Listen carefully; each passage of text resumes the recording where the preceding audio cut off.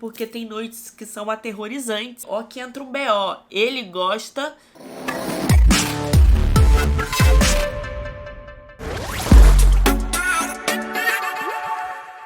Meus amores, tudo bom, gente linda? Bora começar mais um vídeo aqui no canal. Mas antes, se inscreva no canal se você não é inscrito, clique em gostei, porque eu sei que isso é muito de boa.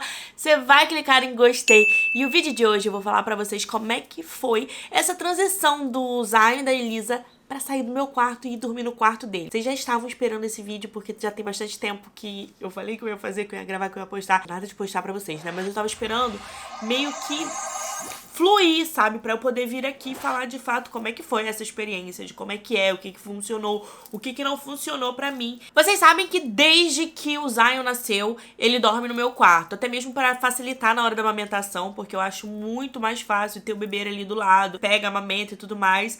E com isso, a Elisa, que já dormia completamente no quarto dela, inclusive tem aqui no canal vários vídeos de como é que foi essa transição, de levar ela pro quarto dela. Tem todo esse relato aqui no canal, então vocês conseguem acompanhar quem é mãe de uma criancinha só, então é mais fácil. Bem, eu acho mais fácil, porque aí você consegue acompanhar a personalidade daquela criança e tudo mais. Aquele ritmo só é muito mais fácil quando é uma criança, gente, sério. Tem tudo aqui no canal de como é que foi com a Elisa, de tirando ela do meu quarto, levando ela pro quarto dela e tudo mais. Então ela já tava super adaptada no quarto dela. Vou deixar uma playlist aqui embaixo com os vídeos pra vocês assistirem. Quem quiser aí saber que com uma criança é muito mais fácil, né? Com duas o negócio é um pouco mais complicado, mas nada é impossível, a gente consegue, porque nós nascemos já com o dom do negócio, né, gente? A gente sabe como lidar com os nossos filhos.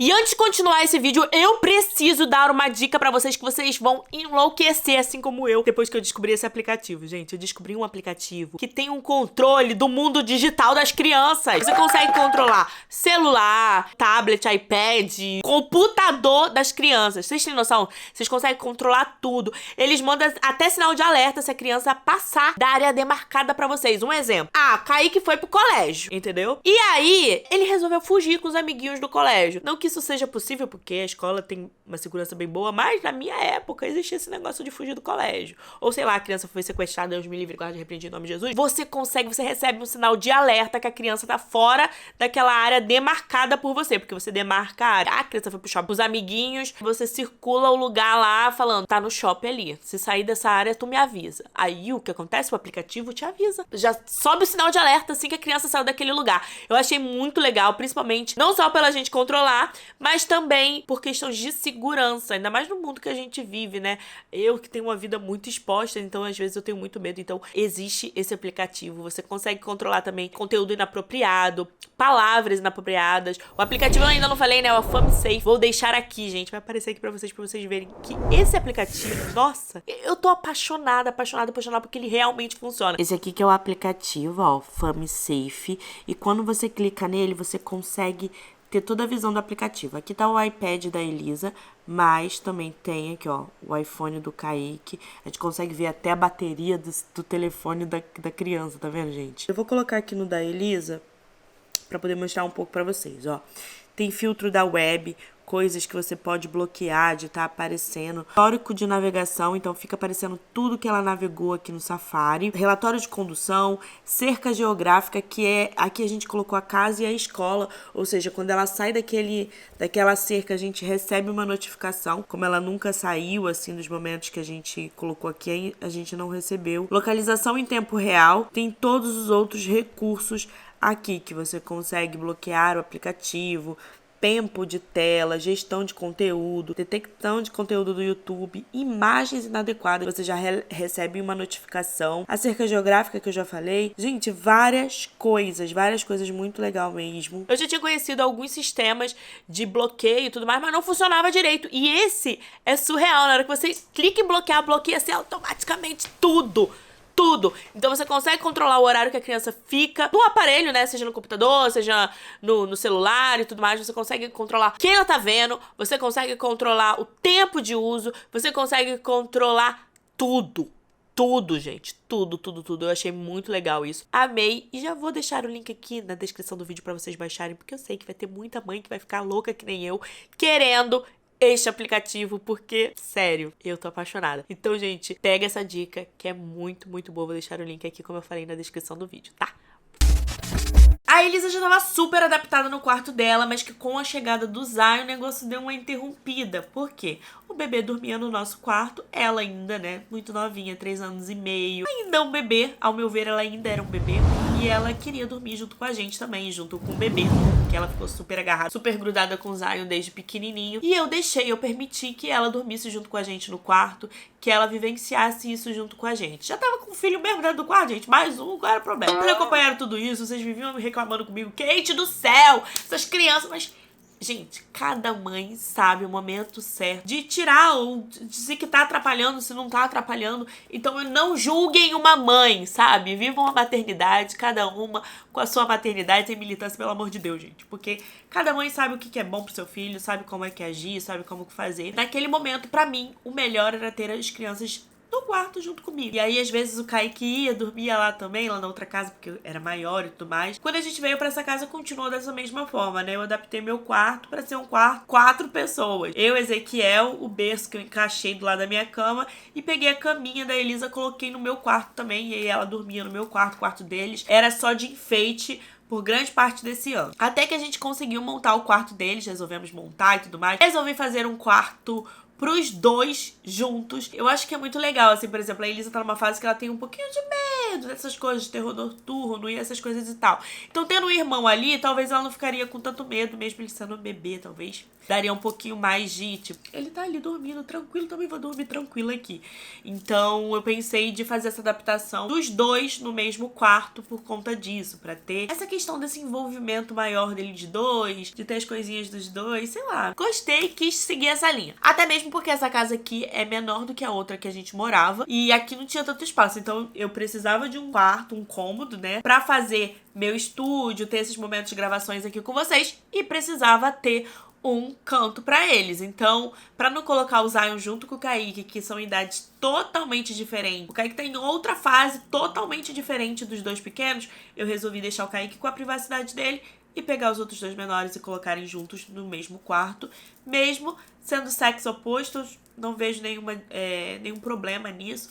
A gente fez o quartinho, ficou super fofo. Inclusive tem vídeo aqui no canal, vou deixar aqui do tour do quarto, decoração do quarto, tudo que a gente fez lá no quartinho deles, né? Depois que o quarto tava todinho arrumadinho, todo nananã, chegaria o momento da gente começar essa transição. E o que a gente fez? No começo, a gente dormia lá com ele. A gente botou um colchão no meio, dentre as camas deles, que era o único colchão que cabia, a gente super apertadinho. E a gente dormiu lá durante uma semana. Eu e o Ezequiel, e cada um na sua cama. Então a gente fez eles se acostumarem com aquele quarto, dormindo na cama deles, mas com aquela sensação de segurança, sabe? Que o pai e a mãe estavam ali com eles, entendeu? Eles não se sentiam sozinhos naquele quarto novo, com muita informação, com muita diferença, com medo, sei lá o que.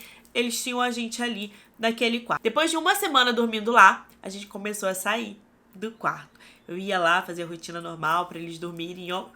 Saía do quarto e aí durante a madrugada acontecia de um ou outro acordar, mais o Zion que acordava, e aí eu voltava pro quarto e eu dormia o restante da manhã lá junto com ele no quarto, porque eu acabava podre de sono, eu acabava dormindo lá mesmo com preguiça de voltar pro meu quarto. E assim foram indo vários dias, eles têm dormido melhor. Não vou dizer que é 100%, porque tem noites que são aterrorizantes e eu quero sair correndo, porque aí eu tenho, né, normal, o Zion ainda é muito bebezinho, mas melhorou muito de ter noites que ele dormia a noite inteirinha no quarto e nem acordava pra mamar, nem nada do tipo. Quando acordava, ele mesmo conseguia se ninar. E o que eu percebi que fez mais efeito, que mais funcionou aqui em casa, principalmente pro Zion, vou falar do Zion primeiro, depois eu falo da Elisa. O que mais funcionou pro Zion foi ter uma rotina. O Zion, ele é aquele tipo de bebê que precisa de uma rotina, de uma coisa pré-estabelecida, sabe? Eu já vi várias coisas de rotina do sono, nananã, que falava sobre isso, mas a Elisa nunca foi assim. Às vezes eu fazia rotina com ela, pra mim parecia que tava funcionando até, mas eu via que pra ela era meio que indiferente aquele lance da rotina muito certinha, sabe? Ela sempre dormia, nunca se importou, nunca acordou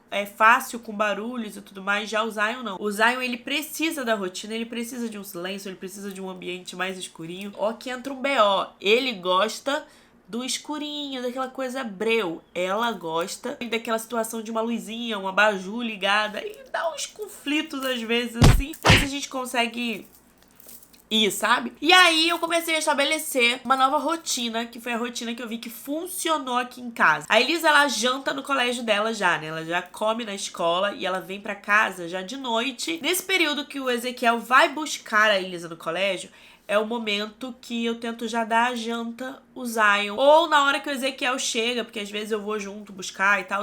É sempre por volta do horário que a Elisa chega do colégio, o Zion janta. Então ele janta, aí tem que desgastar um pouco, né? Enquanto ele tá desgastando, brincando ali e tal, a Elisa tem aquele momentinho dela poder mexer no iPad dela. Eu sei que tem mães e pais que não são a favor da tela para as crianças, mas, gente, eu acho que tudo tem dois lados, né? Tem um lado ruim e tem um lado bom também, porque eu acho que desenvolve muito a criança quando a criança vê vídeos, ela consegue fazer a identificação, aprende muito mais palavras. Também não vai botar qualquer vídeo, né? Você ficar monitorando, é você colocar um vídeo que eduque a criança, sabe? Que ela vá aprender alguma coisa e não simplesmente toma esse vídeo. Eu uso muito o aplicativo para estar bloqueando o iPad em horários, determinar momentos que ela pode estar assistindo. O Kaique também tem esse controlezinho que eu já falei pra vocês sobre o aplicativo que eu uso e tudo mais. Então, eu acho que isso ajuda bastante nessa questão do controle da tela. Quando a gente não consegue ficar 100% ali, porque normalmente a gente tá perto, olhando, vigiando o que ela tá assistindo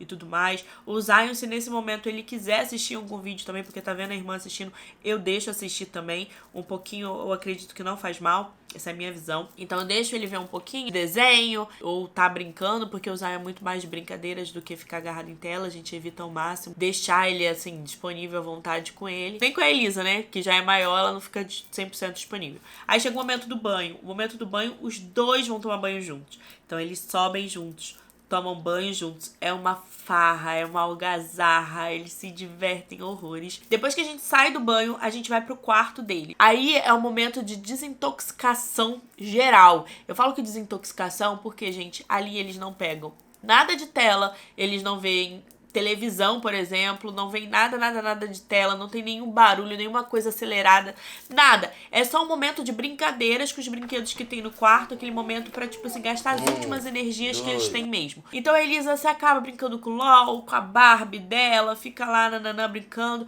O Zion aproveita pra brincar com carrinho, com coisa, eles ficam brincando e eu e o Ezequiel ali, os dois disponíveis pras crianças. Quando o Ezequiel tem algum trabalho, alguma coisa pra fazer, ele não fica lá no quarto, ele vai fazer as coisas dele, mas eu não, eu fico lá com as crianças, focada em brincar, em ter aquele tempo de qualidade, né? Porque nem sempre a gente consegue ter tempo de qualidade com as crianças. E eu tenho meditado muito isso, sabe? De tentar trazer esse tempo de qualidade para as crianças, porque eu acho importante, sabe? Aquele momento de você largar o celular e você tá ali por inteiro e não tá pela metade. Porque eu vivo 24 horas com as crianças, mas muitos momentos eu tô pela metade, porque eu tô trabalhando, resolvendo alguma coisa no celular, tô gravando um vídeo, tô fazendo não sei o que, eu não tô ali 100% inteira. Então esse horário da noite eu tento trazer esse momento 100% inteiro pra ficar com as crianças, tentando não deixar o telefone de lado, brincando com a Elisa, brincando com o Zion, até que chega um momento que é o horário de dormir. Nesse momento, gente, é incrível que quando a criança tem uma rotina, ela sozinha para a brincadeira e vai dormir. O Zion, por exemplo, ele sempre interrompe as brincadeiras, vai pra cama dele, pega o cachorrinho dele, porque ele gosta de dormir abraçadinho, e fala: mamãe,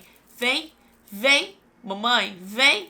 A tia, é tão bonitinho, bate no travesseiro, mandando eu deitar pra eu dormir com ele, porque ele já quer dormir. Nesse momento, respeitando, né, a rotina, eu vou pra cama dele com ele, amamento ele, e a Elisa desce com o Ezequiel pra fazer a mamadeira dela. Eles ainda tomam mamadeira, a gente apelidou de Titinho, e aí ela vai fazer o titinho dela. Com o pai, ela desce com o pai pra fazer o titinho, e eu amamento o Zion nesse momento, entendeu? Então eu dou mamar o Zion, já apaga as luzes, já fazendo toda aquela coisa pra ele tá dormindo. O Zion ainda dorme no peito, confesso a vocês, porque acaba sendo muito exaustivo a minha rotina e eu acabo deixando ele dormir mamando no peito mesmo, porque eu acho mais fácil do que eu estar ali ninando. Quando o Ezequiel sobe com a Elisa, às vezes o Zion ainda tá acordado. Se ele estiver ainda acordado, eu dou ele pro Ezequiel. Aí o Ezequiel embala ele pra ele dormir e eu vou dar a mamadeira a Elisa, deitar com ela, ter aquele momentinho com ela, porque a Elisa tem se demonstrado bastante ciumada nessas situações de tipo, eu quero minha mãe pra botar eu pra dormir também. E é super aceitável, é super entender, sabe? Eu sempre tive minha mãe aqui, agora porque tem o Zion, eu não posso ter minha mãe pra me colocar pra dormir, sabe? Essa coisa assim. Então a gente tenta dividir, aproveitando que o Zion ele é mais maleável, né? Ele aceita melhor o pai, então o pai pega, faz ele dormir e aí eu vou e fico com a Elisa fazendo a Elisa dormir. Mas às vezes ele acaba dormindo antes, do Ezequiel subir com a Elisa. Quando eles chegam, ele já tá dormindo, aí eu já vou fazer a Elisa dormir. O Ezequiel continua no quarto, a gente tenta sempre priorizar de estar sempre os dois juntos. É nesse momento da rotina, porque as crianças gostam, sentem falta, eu acho tão incrível isso. Eu nunca tive pai assim, presente dessa forma, porque primeiro, que o pai que eu tinha em casa não era pai de verdade. E ele não era meu pai de verdade, meu pai de sangue. Porque o pai que eu tinha em casa, a presença masculina que eu tinha em casa, ele não era nada presente, ele não tinha esses momentos com a gente, era difícil, eu não tenho muita recordação da minha infância, assim, com ele, de um pai presente mesmo. E o meu pai de verdade eu só conheci mais velha, nem sei se meu pai seria esse tipo de pai, porque eu não convivi com ele, então não posso falar como é que seria. Então a experiência que eu tive é de que não tinha isso. E eu acho isso tão legal das crianças, que eles são, tipo assim, meu pai e minha mãe, sabe? Aquela coisa do pai e a mãe, aquele amor, aquela coisa de ter essa base, assim, sabe? Junto. E aí nós dois ficamos lá até eles dormirem. E aí quando eles dormem, eu me retiro e vou para o meu quarto. Gente, melhor momento.